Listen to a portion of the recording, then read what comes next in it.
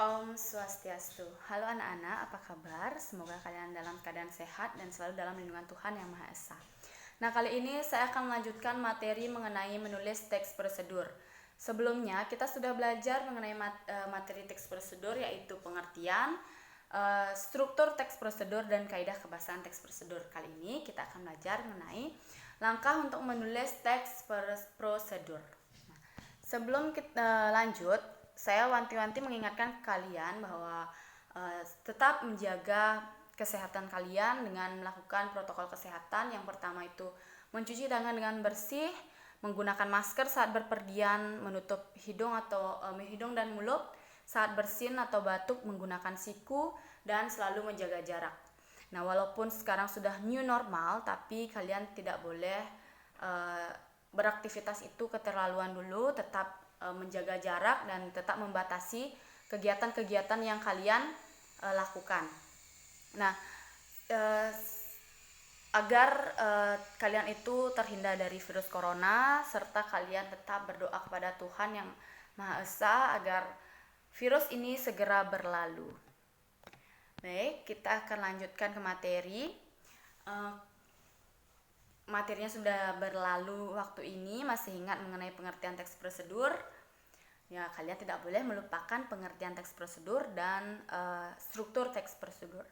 Nah, setiap hari kalian pasti melakukan berbagai jenis kegiatan, baik itu memasak, naik kendaraan, menyalakan komputer atau laptop, bercocok tanam, mengirim tugas melalui email, dan kegiatan lainnya. Misalnya kalian sekarang kan belajar daring, kalian pasti melakukan kegiatan mengirim tugas melalui via Google Classroom, CBT, dan lain sebagainya. Nah, banyak istilah yang dapat digunakan untuk kegiatan tersebut, seperti ada yang menyebut itu kiat, tips, resep, cara jitu, tutorial, dan lain sebagainya. Intinya, berbagai kegiatan tersebut pasti ada serangkaian petunjuk untuk melakukan sesuatu, bukan? Nah, serangkaian petunjuk itulah yang kita sebut dengan prosedur. Jadi prosedur itu merupakan langkah-langkah atau cara untuk melakukan sesuatu dengan langkah-langkahnya secara terperinci atau terurut. Itu teks prosedur ya secara umum. Jadi kalian jangan pernah melupakan pengertian dari teks prosedur itu. Selanjutnya, kalian juga tidak boleh melupakan struktur teks prosedur untuk membuat teks prosedur. Struktur yang pertama yaitu tujuan. Nah, tujuan ini berisi gambaran umum mengenai teks prosedur yang kalian buat.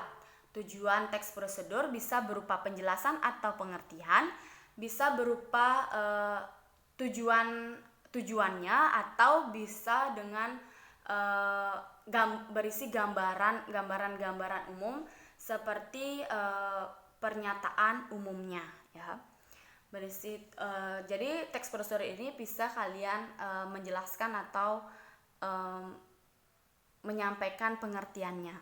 Yang kedua itu ada langkah-langkah. Nah, langkah-langkah teks prosedur ini harus terurut dari A sampai Z, tidak boleh langkah-langkahnya tidak terurut. Misalnya kalian membuat yang pertama itu langkah pertama, terus langsung ke langkah ke-10 dulu, baru lagi langkah kedua, itu tidak boleh. Spesialnya teks prosedur ini adalah di langkah-langkahnya itu harus terperinci atau terurut. Nah, untuk yang ketiga itu ada penegasan ulang. Penegasan ulang ini biasanya berisi manfaatnya, dan biasanya berisi manfaat, dan penegasan ulang ini bisa diisi, bisa tidak di teks prosedur. Sifatnya dia opsional, bisa diisi, bisa tidak, tergantung teks prosedur yang kalian buat. Nah, saya memiliki teks prosedur. Mari kita bersama-sama menganalisis teks prosedur ini. Yang saya garis putus-putusin berwarna putih dan kuning. Coba kalian lihat yang berwarna putih dulu. Pupuk kompos adalah salah satu pupuk organik yang dibuat dengan cara menguraikan sisa-sisa tanaman dan hewan dengan bantuan organisme hidup. Nah, Yang saya garis putih putus ini termasuk ke tujuan teks prosedur. Kenapa termasuk ke tujuan teks prosedur? Karena dalam tujuan teks prosedur itu bisa menjelaskan atau menyampaikan pengertiannya. Ini kan menjelaskan bahwa pupuk kompos merupakan atau adalah salah satu pupuk organik yang dibuat dengan cara menguraikan sisa-sisa tanaman. Terus yang saya garis putus-putus warna kuning, dengan pupuk kompos maka tanaman kita akan menjadi lebih subur dan membuat tanah menjadi gembur, itu ya. Itu tujuannya ya, tujuannya. Jadi kita menggunakan pupuk kompos tujuannya agar tanaman kita menjadi lebih subur. Terus yang di bawahnya itu ada bahan dan alat. Nah, ini bukan termasuk ke tujuan teks prosedur, melainkan ini termasuk ke material teks prosedur. Materialnya itu bisa berupa bahan, bisa berupa alat, bisa berupa keduanya. Bahan dan alat tergantung teks prosedur yang kalian buat membutuhkan bahan saja atau membutuhkan alat juga. Itu kalian bisa diisi, bisa tidak, tergantung teks prosedur yang kalian buat ya. Selanjutnya cara membuat pupuk kompos. 1. Siapkan media untuk membuat pupuk yang terlindungi dari sinar matahari dan hujan. 2, 3 dan seterusnya sampai 9. Tentu ini merupakan langkah-langkah dari teks prosedur dan ini urutannya sudah terperinci atau terurut. Ya, jadi kalian bisa menulis langkah-langkahnya seperti ini menggunakan nomor 1, 2, 3 dan seterusnya. Bisa juga kalian menulis menggunakan kata-kata yaitu yang pertama, kedua, ketiga, keempat dan seterusnya. Dan langkah-langkahnya juga tidak semestinya harus seperti ini saja ya, satu kalimat satu langkah, terus di bawahnya lagi yang satu langkah, tidak mesti seperti itu. Bisa juga kalian membuat langkah-langkahnya itu berupa paragraf. Jadi yang pertama bla bla bla bla bla, yang kedua titik, yang kedua bla bla dan selanjutnya menjadi sebuah paragraf. Itu langkah-langkah bisa dibuat seperti itu. Nah, selanjutnya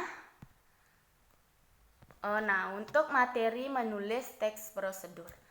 Materi menulis teks prosedur itu harus sesuai dengan struktur dan kaidah kebahasaan teks prosedur.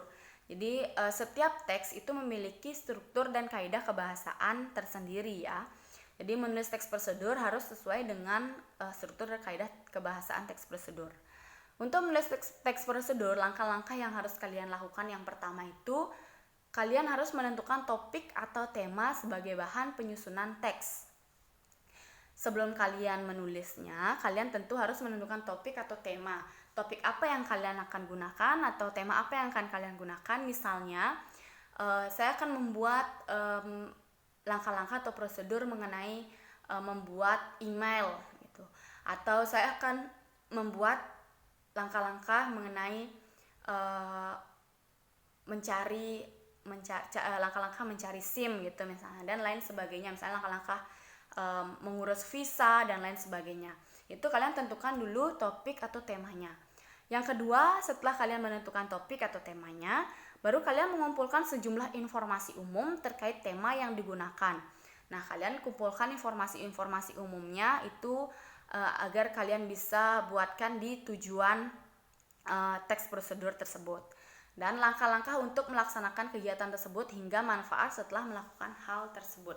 Jadi kalian harus mengumpulkan bagaimana sejumlah informasi umumnya dan langkah-langkahnya bagaimana, apa saja yang perlu dilewati, itu kalian kumpulkan. Setelah mengumpulkan itu, baru kalian membuat kerangka penulisan teks prosedur dengan memerhatikan struktur dan kaidah kebahasaan. Ingat ya, memerhatikan struktur dan kaidah kebahasaan.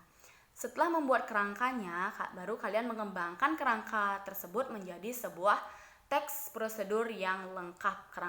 Kerangka saja dulu, baru setelah itu kalian mengembangkan kerangka tersebut menjadi teks prosedur yang lengkap. Setelah kalian membuat teks prosedur yang lengkap, kalian boleh menyertakan foto dokumentasi yang mendukung teks prosedur. Jadi kalian bisa mengisikan foto-foto untuk mendukung teks prosedur kalian. Setelah langkah pertama, kedua, ketiga, keempat, dan kelima kalian lewati, baru kalian laksanakan langkah ke-6, yaitu membaca kembali teks prosedur tersebut. Teks apapun yang kalian buat, kalian harus membaca kembali agar kalian mengetahui untuk menyunting ya, kalian mengetahui apa saja kesalahan-kesalahan yang ada di teks yang kalian buat.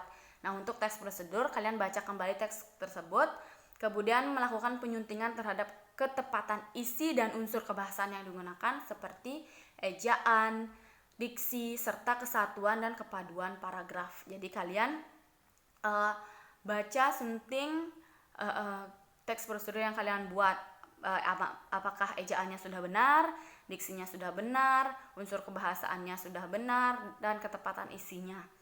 Begitu cara-cara untuk menulis teks prosedur atau langkah-langkah untuk menulis teks prosedur. Nah, ini saya memiliki contoh teks prosedur yang berupa gambar ya. Ini contoh teks prosedur proses penerbitan EKTP. Jadi yang pertama itu penduduk wajib KTP datang dengan membawa surat panggilan mendatangi tempat pelayanan. Jadi itu ada penduduk yang wajib KTP berjalan menuju ke kantor penerbitan EKTP. Sesampainya di kantor, petugas melakukan verifikasi data penduduk yang ada pada database. Setelah itu, setelah diverifikasi baru difoto dan seterusnya sampai selesai pembuatan atau penerbitan EKTP, dan yang terakhir itu penduduk pulang ke rumah masing-masing dan menunggu panggilan berikutnya untuk mengambil EKTP. Itu teks prosedur dengan menggunakan gambar. Jadi kalian boleh juga membuat teks prosedur dengan menggunakan gambar. Ini bisa memudahkan orang menangkap bagaimana langkah-langkah yang harus dilakukan ketika menerbitkan EKTP atau yang lainnya. Baik, hanya itu materi hari ini. Semoga kalian dapat memahaminya, dan terima kasih sudah menonton atau mendengarkan dan memahami.